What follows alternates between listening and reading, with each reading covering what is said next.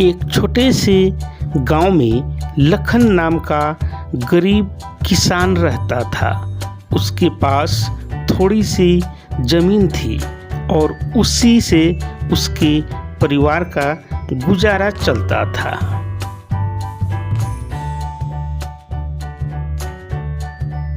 एक दिन शाम के समय खेत से लौटते समय लखन को रास्ते में एक पुराना कपड़े का थैला दिखाई दिया।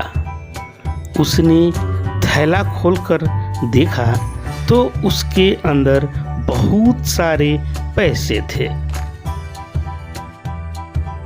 अरे वाह, सच में किसी ने कहा है, भगवान जब देता है तो छप्पर फाड़ के देता है।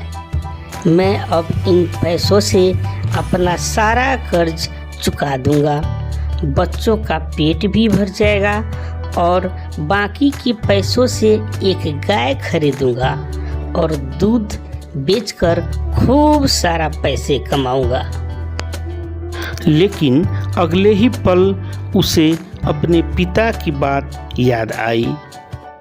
बेटा, गरीबी इंसान को मजबूर कर सकती है, लेकिन बेईमान नहीं बनना चाहिए। लखन पैसों से भरा थैला लेकर गांव के चौक पहुंचा और लोगों से पूछने लगा, सुनो भाई, यह थैला किसका है? यह थैला हम में से किसी का नहीं है और नहीं इस गांव का है। जहां तक हम जानते हैं ऐसा थैला इस गांव में किसी के पास नहीं है। तो फिर यह पैसों से भरा पुराना थैला किसका हो सकता है? बेटा, यह थैला मेरा है। उसमें मेरी बेटी की शादी के पैसे थे। अगर ये पैसे नहीं मिलते तो मेरी बेटी की शादी टूट जाती।